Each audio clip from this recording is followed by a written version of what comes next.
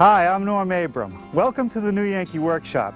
Recently, while we were in an antique shop in Savannah, Georgia, we came across the most well-proportioned chest-on-chest I've ever seen.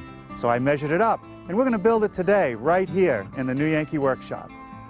The new Yankee Workshop features the craftsmanship of Norm Abram.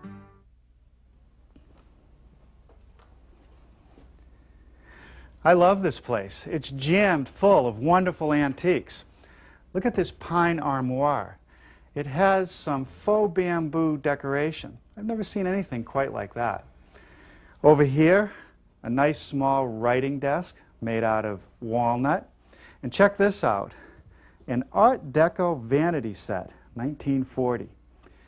They've got a console table over here, similar to the one I built a few years ago. This one has 4 legs. The one I built had 3. Now over in the back room here, there's a couple dressers I want you to see. This one is very nice, but I really like this one right here. This is one of Alex Raskin's best pieces.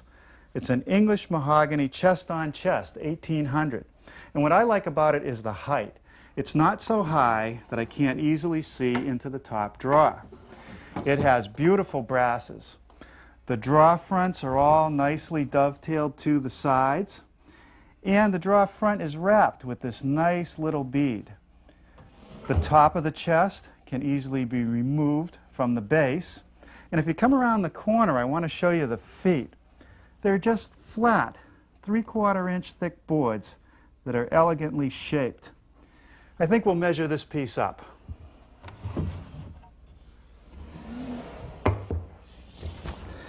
Well, how'd I do? Would Alex Raskin approve? I think so. He might even put it on the floor of his shop. But he couldn't sell it as an antique, maybe as a close reproduction of that original. Now, if you'd like to build our 7-drawer chest, a measure drawing is available with the materials list, and you'll hear more about that before the program ends. Now, to get started today, I want to build the dust frames that go between the drawers. There's 5 of them in all. They're made up of 3/4 inch birch plywood frames and 1/4 inch Luan plywood panels. Now, before we use any power tools, let's take a moment to talk about shop safety. Be sure to read, understand, and follow all the safety rules that come with your power tools. Knowing how to use your power tools properly will greatly reduce the risk of personal injury. And remember this, there is no more important safety rule than to wear these safety glasses. Now, to make the grooves for the 1/4 inch panels, I'm using the 2 outside cutters from my stacked dado head, no chippers. I've carefully adjusted the fence and run a sample.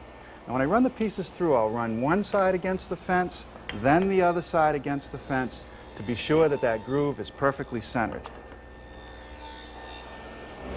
With some chippers added to my dado blades to increase the width, and a sacrificial wood strip so that it won't hit my metal fence, I'm able to mill a tenon.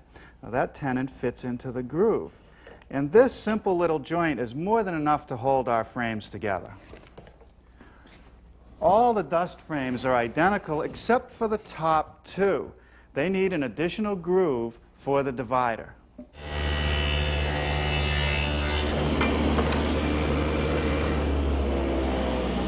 There's the groove in the center cross piece.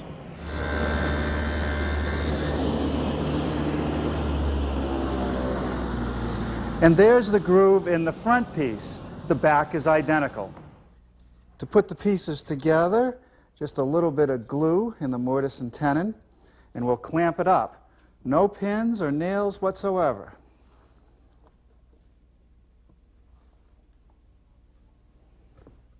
Now the 1/4 inch panel just slips in the grooves. No glue there. There's the top piece.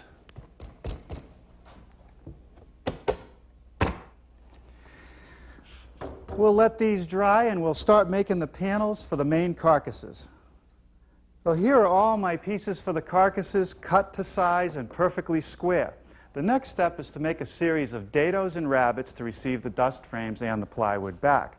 But one of the things I've found about plywood recently is that it's running a bit undersized. In fact, about a 32nd of an inch less than 3/4 of an inch. That makes a little bit of a problem when you want to cut dados. You would normally use 2 outside cutters and 3 chippers of an 1/8 inch. And to make up the difference, you'd have to use a 1/16 inch chipper and several shims. Some manufacturers have started to make a 3/32 inch chipper, which is perfect for this new plywood.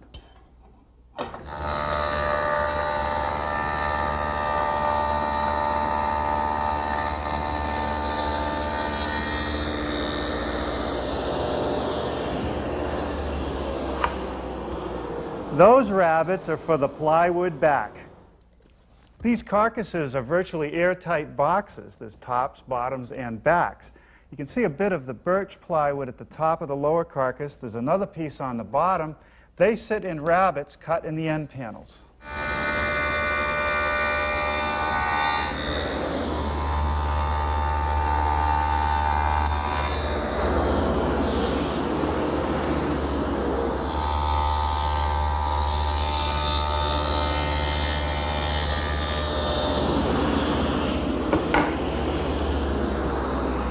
Okay, well that takes care of the dados for the moment.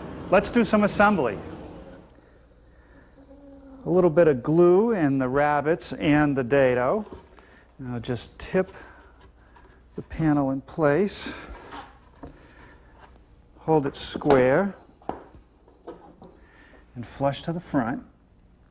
And secure it with some 1.5 inch brads.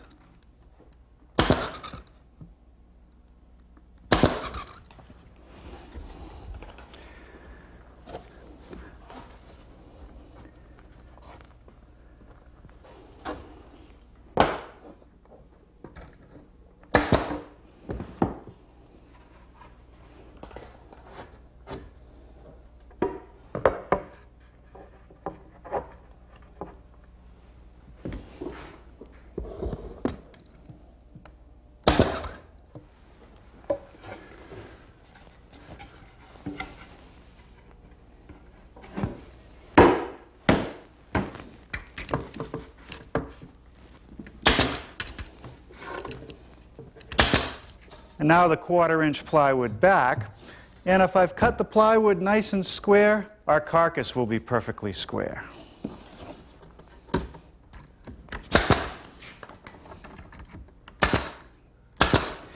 Well, before I finish nailing it off, I'll check it for square. 42 7/8 strong. 42 7/8 strong. Now, wherever the plywood doesn't show, I use this birch plywood, which is more economical than the mahogany, as with this bottom shelf of the upper carcass.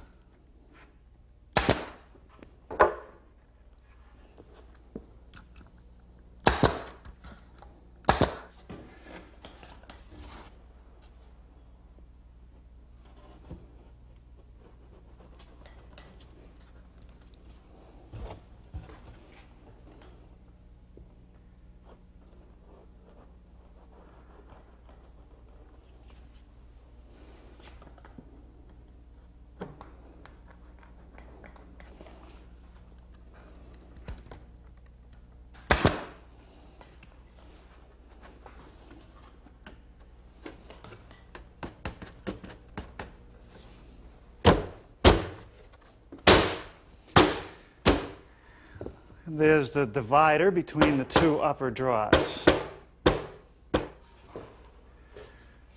This is the top piece of the upper carcass.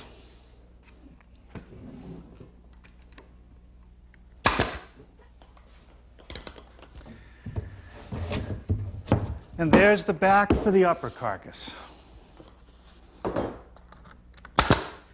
All right, we're gaining on it. The next thing to do is to cover all the plywood edges with some solid mahogany. The first pieces to apply are these vertical pieces, or the stiles. I'm just using a little bit of glue and some 1 1/4 inch brads.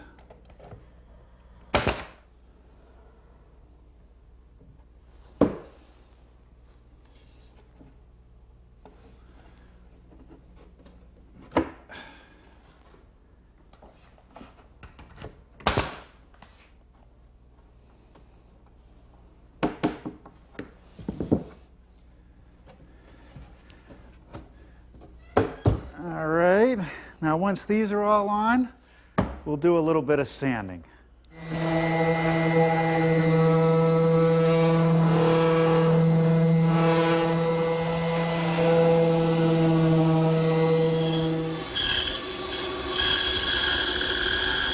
Now here I'm using some 5/4 mahogany, which will become the feet of the chest.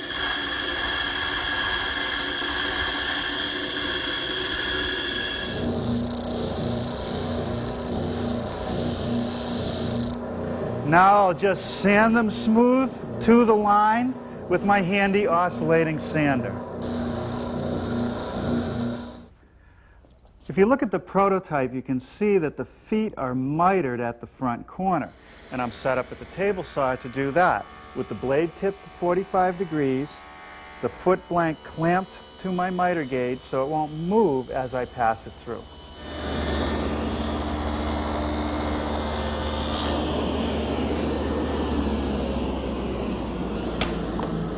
The back legs are not mitered, but they do need a dado into which will fit this plywood brace.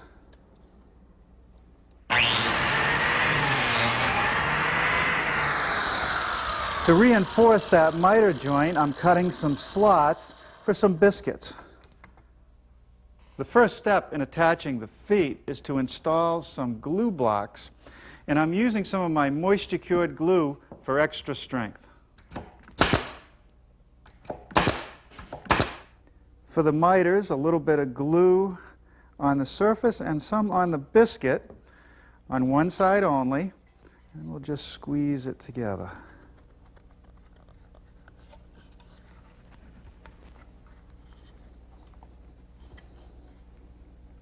Okay.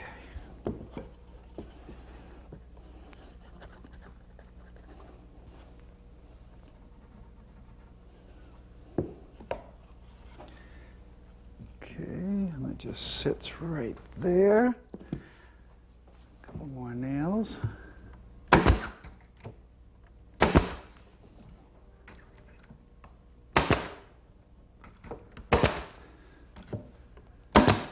And that's what it looks like when it's finished. Well, tomorrow we've got the moldings to make and install, and we've got to build the drawers. But I think we'll finish this project. We'll make it.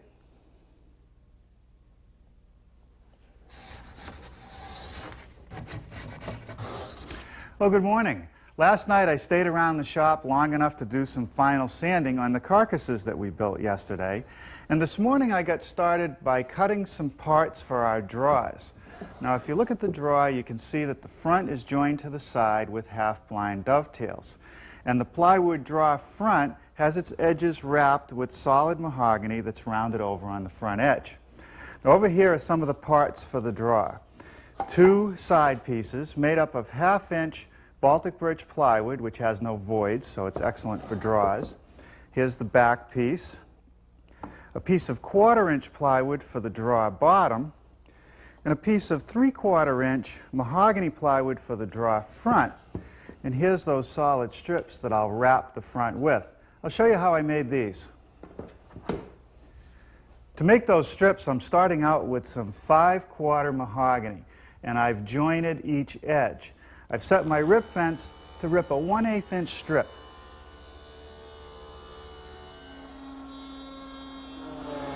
Now to make that nice little bead, all I'm using is a 1/8-inch diameter beading bit.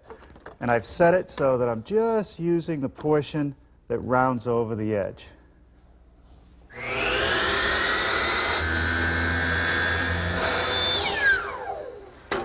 Now it's just a matter of cutting each corner at a 45-degree angle and fitting the pieces. They'll be attached with some glue and some 5/8-inch brads.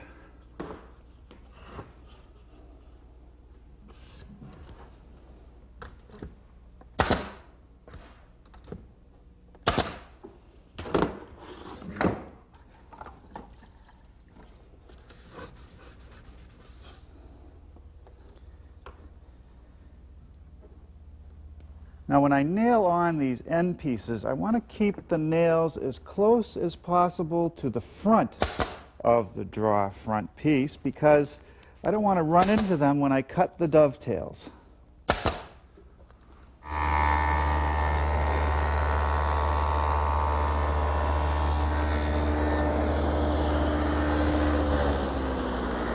That groove in the draw sides is necessary to receive the back. With the same setup that I used to make the grooves in the dust frames, the two outside cutters of my stacked dado, I'm going to make grooves in the draw front and sides for the bottom.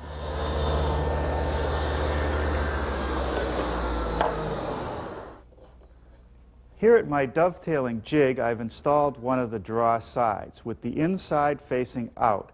I've adjusted the fingers for the dovetail layout that I want, and I've installed these little filler pieces of wood which will help guide the collar which I've installed on my router. I'm using a 1/2-inch dovetailing bit. We'll cut the tails first.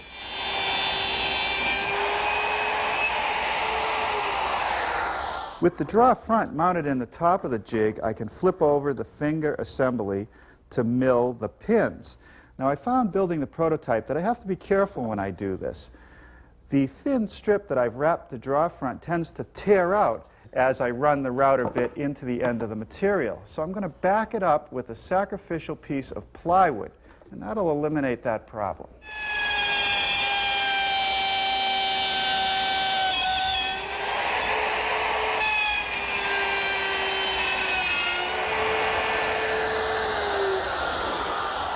All right, let's see how we did.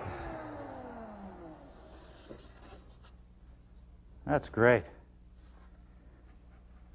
The dovetail joint is an ancient joint, but by the nature of its shape, and especially when we add a little bit of glue to it, we end up with an incredibly strong joint. There's no way that the draw front is ever going to pull loose from the sides.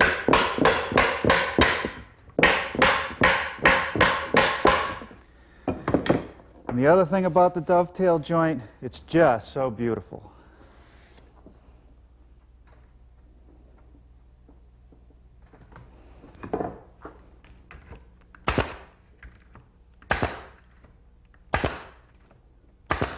And that takes care of the back.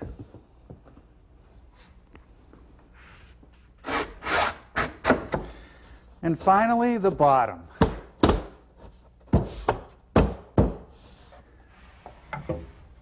Here I'm adding a couple cleats for the lower draw to run on.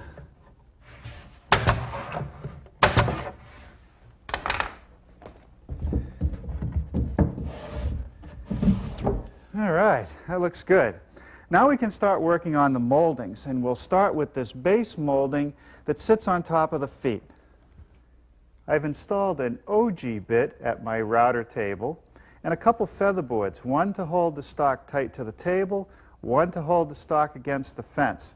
I've run a bit of a sample. Now I can just run the pieces through.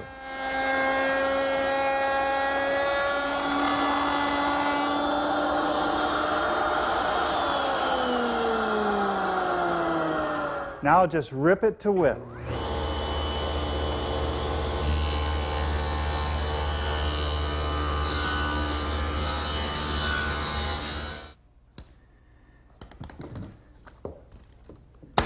And that's what it looks like when it's installed. Now we're ready to make a molding for the waist, where the two chests come together. That's another profile. Now I've installed a multi-profile bit, and that'll give me a cove and a roundover at the same time.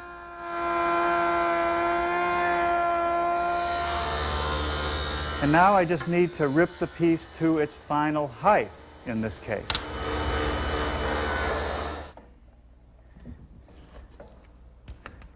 And that's what this one looks like installed. Now I'm ready to start working on the cornice molding, which is actually made up of 3 pieces. There's an upper piece, a cove, and a bead detail. I'll start with the cove first. The stock that I'm going to make the cove from is 7/8 of an inch thick and 4 inches wide. I've clamped 2 straight edges to my saw table at about 40 degrees. And that'll allow me to guide the piece through securely. Now, I'm going to raise the blade up just a little bit at a time and make several passes, but by the time I'm done, I'll have the cove I want.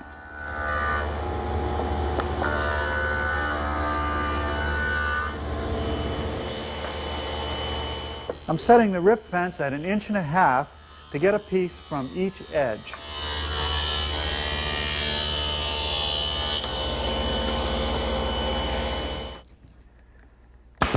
Now that's good. Now before we do any more, let's sand the cove smooth.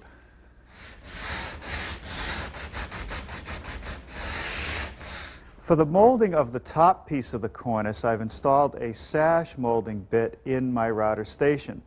Now this is a bit that comes as part of a kit for making window sash or muttons.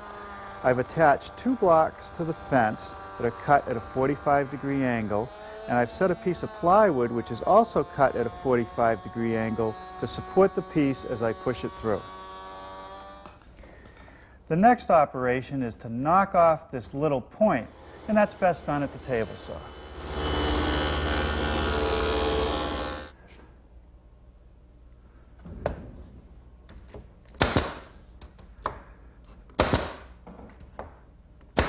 All right, one more piece to go, a little decorative bead that goes underneath the cove. Now I'm using the same 1/8 inch diameter router bit that I used to make the trim that wrapped the draw fronts. I've run 2 corners on this piece of stock. Now I'll rip out the individual pieces at the table saw.